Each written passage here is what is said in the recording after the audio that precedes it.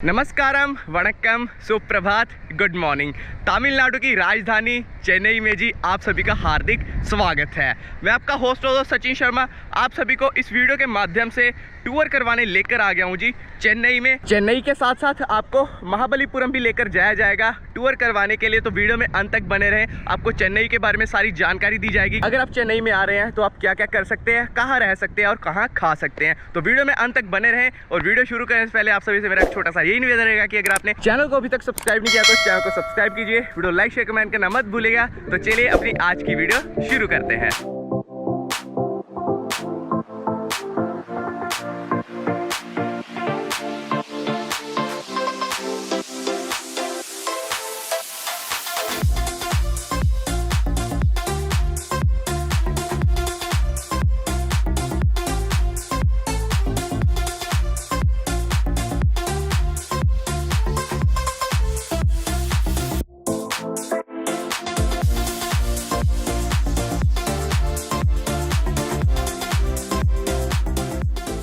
चेन्नई और महाबलीपुरम जाने के लिए एक दिन ही काफी है, तो मेरी आज की इस वीडियो से आपका आने वाला सफर बहुत ही आसान होने वाला है। तो चलिए आपको एक ही दिन में चेन्नई और महाबलीपुरम में लोकल साइटसीइंग करवाते हैं। दिन की शुरुआत होते ही आप गाड़ी लेकर चेन्नई से सीधा आप पहुंचिए महाबलीपुरम। चेन्नई से महाबलीपुरम जाने के लिए आप टैक्सी बुक कर सकते हैं। लोकल टैक्सी आपको 2500 से 3000 रुपए में Chennai to Mahabalipuram up down करवा देगी। हमने भी महाबलीपुरम जाने के लिए उबर से टैक्सी मंगवाई, जिसने हमसे एक साइड का 1277 रुपए प्लस टोल टैक्स चार्ज किया। महाबलीपुरम पहुंच गए हैं जी। यहाँ पे टैक्सी स्टैंड है सामने, यहाँ पर हमें हमारे टैक्सी वाले ने ड्रॉप कर दिया और यहाँ पर अब सारा लोकल साइट सीइंग करेंगे जी महाबलीपुरम में। महाबलीपुरम भारत के तमिलनाडु राज्य के चेंगलपट्टू जिले में स्थित एक शहर है। यह प्राचीन शहर अपने भव्य मंदिरों, स्थापत्य और सागर तटों के लिए बहुत प्रसिद्ध है। 7वीं शताब्दी में शहर पल्लव राजाओं की राजधानी था। यहाँ पर पत्थरों को काटकर मंदिर बनाए गए हैं। महाबलीपुरम में जी this is our first location. देख सकते हैं स्टोन पे बहुत ही सुंदर आर्किटेक्चर बनाया हुआ है और सबसे ज़्यादा क्राउड मेरे को यहीं पे देखने को मिल रहा है महाबलीपुरम में।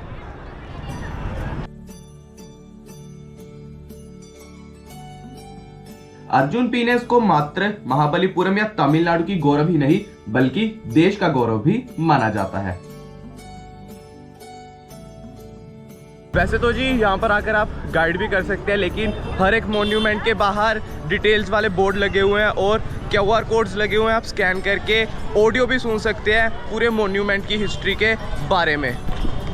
देख सकते हैं जी ये सारी market. Guys right now we are moving towards the butter ball. सामने देख सकते हो बहुत ही बड़ा मॉन्यूमेंट है, अंदर बहुत सारे स्कल्पचर्स हैं, बहुत सारी चीज़ें देखने के लिए। 40 रुपीज़ पर पर्सन टिकट है इंडियन के लिए और फॉरेनर्स की टिकट 600 रुपीज़ है। अंदर ही अंदर यार बहुत सारी चीज़ें देखने के लिए।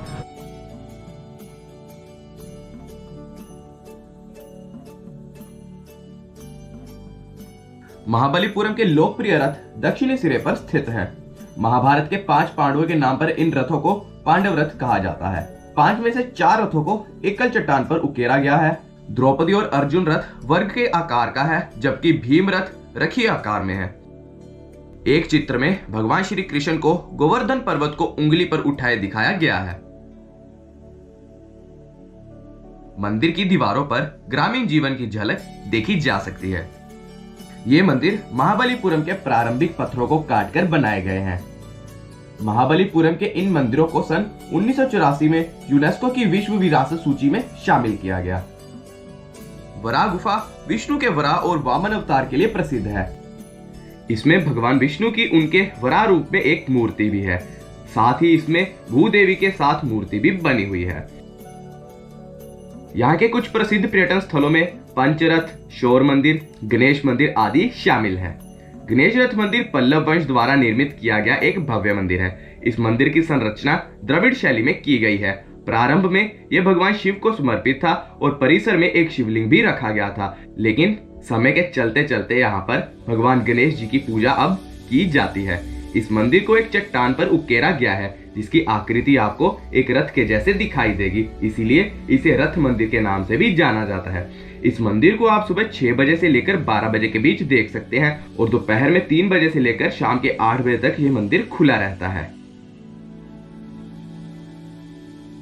सारे मॉन्यूमेंट्स विजिट करने के बाद आप श्री करुकाथमन मंदिर, श्री ओलकनेश्वर मंदिर, श्री मुकुंद नायर मंदिर में भी जा सकते हैं। मॉन्यूमेंट देखकर जी बाहर आ गए हैं। अभी हम बढ़ रहे हैं शोर टेम्पल की तरफ। देख सकते हैं मॉन्यूमेंट से हम बाहर आ गए हैं देखकर। जो बटर बॉल है श्री कृष्ण जी की, वो भी देखी, बहुत ही अद्भुत एक्सपीरियंस रहा। और अभी बढ़ रहे हैं हम शोर टेम्पल की तरफ।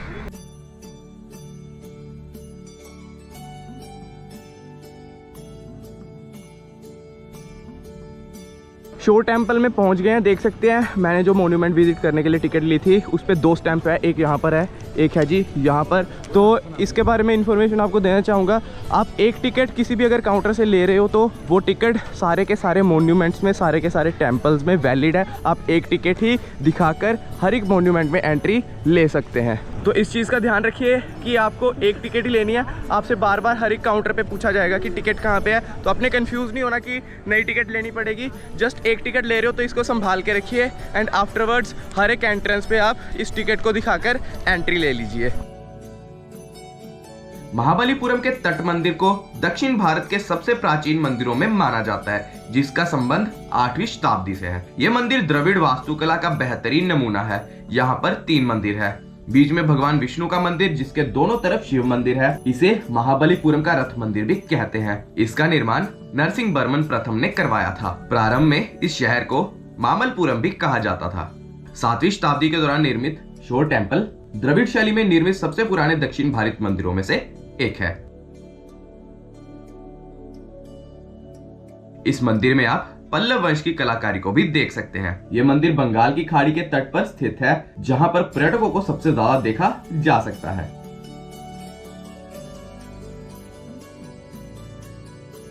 ये सारा जितना भी आर्किटेक्चर है, जितने भी मॉन्यूमेंट्स मैं आपको महाबलीपुरम में दिखा रहा हूँ, ये सारे आर्कियोलॉजिकल सर्वे ऑफ इंडिया के अंडर आते हैं। इसलिए यहाँ पर टिकट भी लगी हुई है। 40 रुपीज़ की जो टिकट है वो सारे मॉन्यूमेंट्स में चल जाती है। तो अगर आप भी महाबलीपुरम में आ रहे हो चेन्नई के बाद, तो मेक श्योर आप एक टिकट ही लें। बार बार टिकट परचेज मत कीजिएगा, क्योंकि काउंटर्स पे बार बार टिकट के बारे में पूछते हैं। एक टिकट ही लें और उस पर बार बार स्टैंप्स लगवाते रहें। और जैसा कि बताया, इस मंदिर के बारे में इन्फॉर्मेशन मिली है कि ये मंदिर है जी शिव जी को समर्पित। साथ में माता पार्वती एवं कार्तिकेय स्वामी विराजमान है।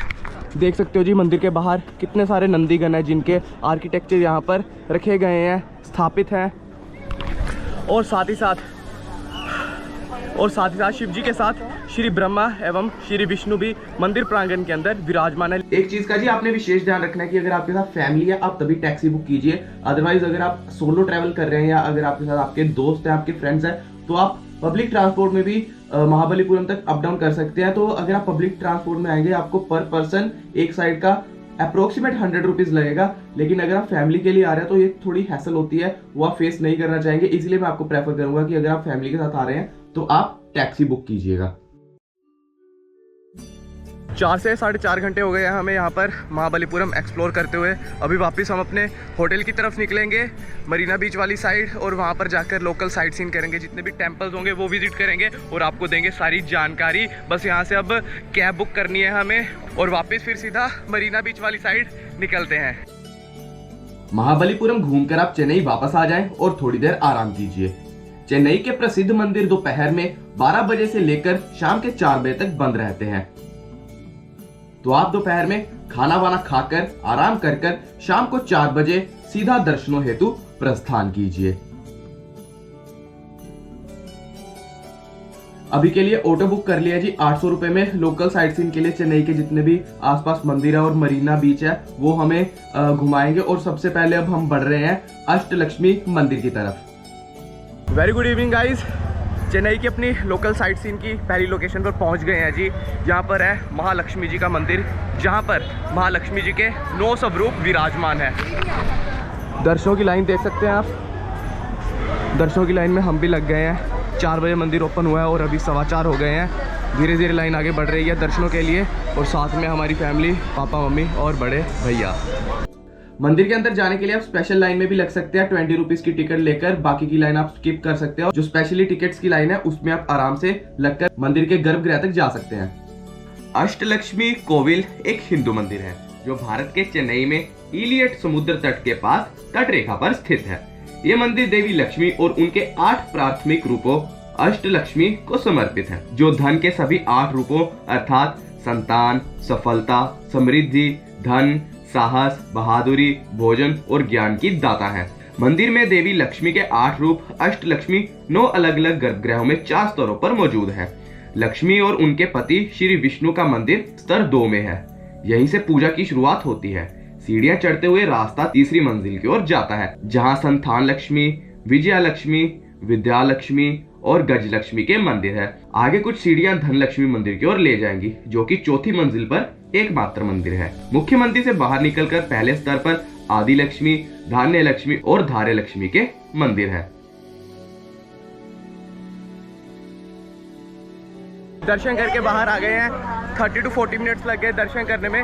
स्पेशल लाइन में लग कर गए थे हम दर्शन करने के लिए, फिर भी 30 to 40 मिनट्स इजीली लग गए। दर्शन बहुत अच्छे रहे। सबसे पहले मंदिर प्रांगण में जब आप जाते हो, सबसे पहले आपको दर्शन होते हैं जी श्री लक्ष्मी नारायण जी के, और उसके बाद जी लक्ष्मी माता के 9 स्वरूपों के दर्शन होते हैं।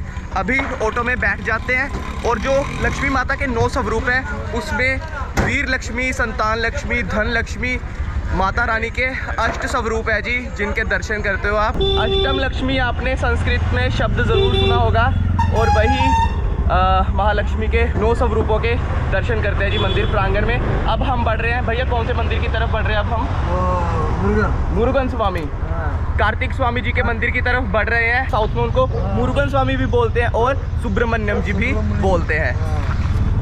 यहाँ से हो रही है जी एंट्रेंस मंदिर में। भोले बाबा के बड़े पुत्र श्री कार्तिक स्वामी जी का ये बहुत ही खूबसूरत मंदिर, आकृति बहुत ही खूबसूरत है जी मंदिर की। जय कार्तिक स्वामी, जय भोले बाबा।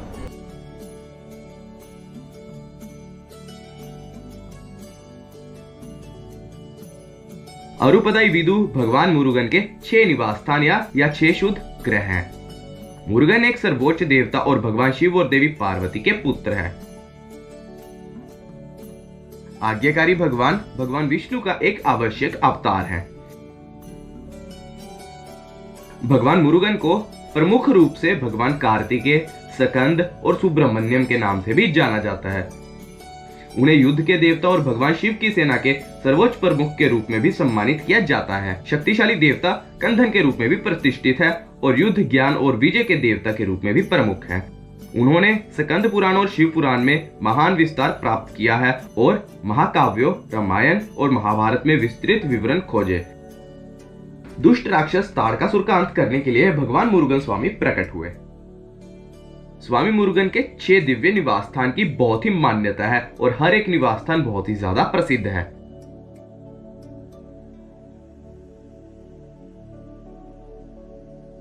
बहुत ही पावन दर्शन रहे जी कार्तिक स्वामी जी के, भोले बाबा के बड़े पुत्र श्री कार्तिक स्वामी, जिनकी सवारी है मोर।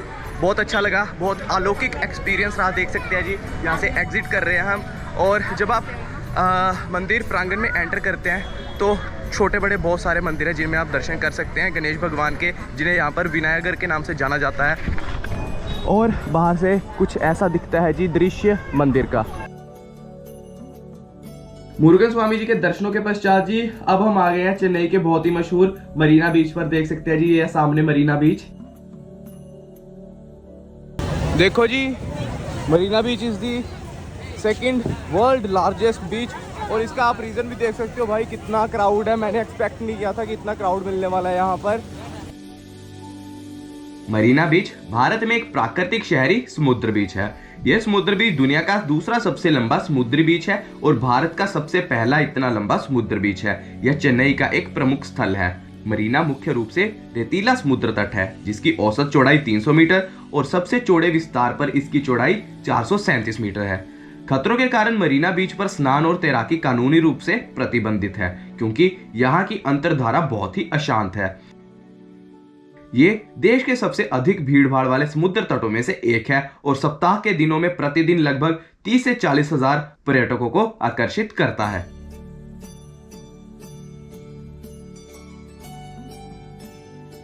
देखो जी, बहुत बड़ा ही बीच है यहाँ पर। आगे तो आपको ज़्यादा दिखाई भी नहीं दे रहा होगा। तो भाई साहब, इतनी भीड़ है बीच के ऊपर, मरीना बीच पे बंदे के ऊपर बंदा चढ़ा हुआ है। और जब से एंट्री की है तब से समझ नहीं आ रहा जाना किस साइड पे है। खाने पीने की स्टॉल्स बहुत ज़्यादा लगी है यहाँ पर, और इनकी जो लोकल डिशेज़ होती है वो भी बहुत ज़्यादा मिल रही है। पता नहीं कच्चे केले को फ्राई वगैरह करते हैं, तो ये सब चल रहा है इधर। बाकी ये देख सकते हो शंख वगैरह।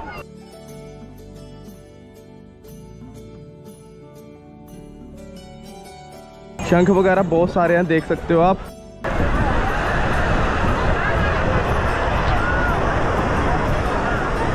देखो जी, जैसे ही ज़्यादा शाम होती है, सूरज ढल जाता है, आप सभी को पता होगा कि हाई टाइड चलती है, उसके टाइम पे लाइफ गार्ड्स और पुलिस गार्ड्स आ गए हैं, जो कि सारे टूरिस्ट को अपना बीच साइड से कह रहे हैं कि साइड में हो जाएं, क्योंकि अब है हाई टाइड का वक्त। तो प्रिकॉशंस तो मेंटेन किए जा रहे हैं।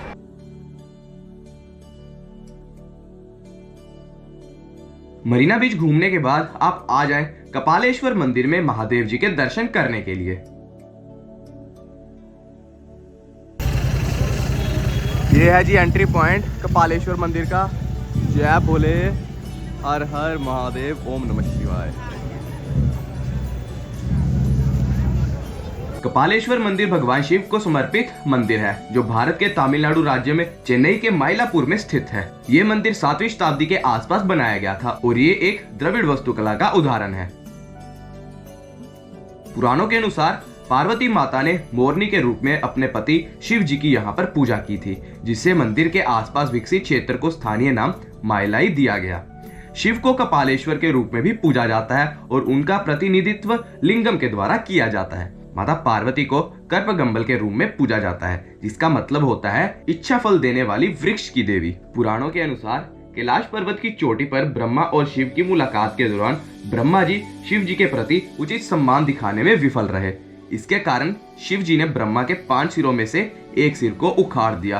तपस्या के रूप में ब्रह्मा जी माइलापुर स्थल पर आए और शिव जी को प्रसन्न करने के लिए लिंगम स्थापित किया। दर्शन जी बहुत अच्छे रहे। जैसे ही मंदिर प्रांगण में एंटर हुए, सबसे पहले गणपति भगवान के दर्शन किए। उसके बाद जब गर्भगृह की तरफ हम जाने लगे तो हमने दर्शन किए जी उस समय अंबाजी माता के, जो कि माता पार्वती जी का स्वरूप है। और आफ्टरवर्ड्स हमने दर्शन किए कपालेश्वर महादेव के। हर हर महादेव। देख सकते हैं जी, श्रद्धालुओं की संख्या देख सकते हैं आप, जो कि भोले बाबा के दर्शन पाने के लिए यहाँ पर आए हुए हैं। और बहुत ही खुशनुमा माहौल है। इसी बात पे कमेंट सेक्शन में ओम नमः शिवाय और हर हर महादेव ज़रूर लिखिएगा। चलिए जी, अब चलते हैं मंदिर प्रांगण से बाहर अपनी नेक्स्ट लोकेशन की तरफ। कपालेश्वर मंदिर में महादेव जी और पार्वती माता के दर्शनों के बाद अब आप श्री विष्णु जी के दर्शनों हेतु प्रस्थान कीजिए श्री पार्थसारथी मंदिर में।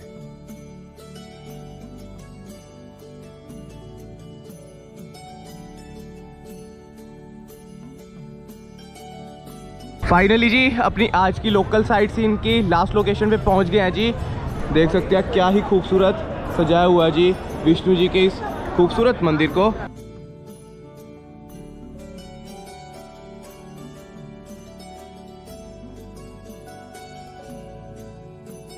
पौराणिक कथा के अनुसार सप्तऋषि 7 ऋषियों ने 5 देवताओं पंचवीरों की पूजा की, अर्थात वेंकट कृष्ण स्वामी, रुक्मिणी, सात्यकी, बलराम, प्रद्युम्न और अनिरुद्ध। महाभारत के अनुसार विष्णु जी ने श्री कृष्ण के रूप में अवतार लिया और कौरवों के साथ युद्ध के दौरान पांडव राजकुमार अर्जुन के सारथी के रूप में कार्य कर रहे थे। युद्ध के दौरान कृष्ण जी ने कोई भी हथियार नहीं उठाया।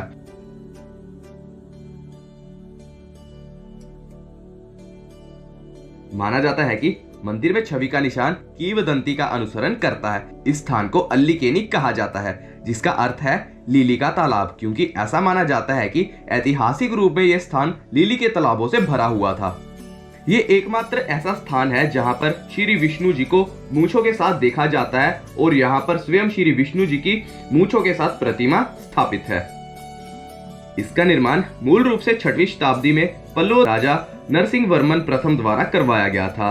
मंदिर में श्री विष्णु जी के 5 रूपों के प्रतीक है: योग नरसिम्हा, श्री राम, गजेंद्र वरदराजा, रंगनाथ और श्री कृष्ण पार्थसारथी के रूप में। ये मंदिर चेन्नई के सबसे पुरानी संरचनाओं में से एक है।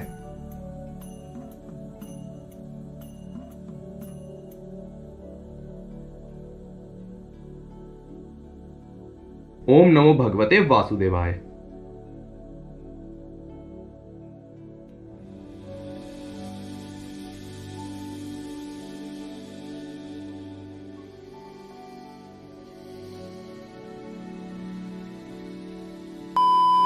Very good morning guys.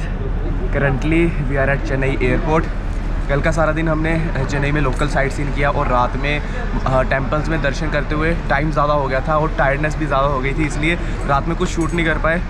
आज हम बढ़ रहे हैं चेन्नई से चंडीगढ़ की तरफ और इसी के साथ बैक टू होम टाउन। इसी के साथ हमारा तमिलनाडु का ट्रिप कंप्लीट होता है। इसी के साथ हमारा ये चेन्नई का जो लोकल टूर था वो भी कंप्लीट होता है। आशा करता हूँ आपको वीडियो अच्छी लगी होगी। वीडियो अच्छी लगी हो तो थम्स अप कीजिएगा, प्लीज़ लाइक कीजिएगा, चैनल को सब्सक्राइब कीजिएगा, कमेंट कीजिए एक अच्छा सा, और जी चैनल पर ऐसे ही बने रहें, अपना प्यार बरकरार रखें। मिलते हैं अब आपसे बहुत ही जल्दी एक और नई वीडियो में। तब तक के लिए जय हिंद, जय भारत, वंदे मातरम, बाय बाय।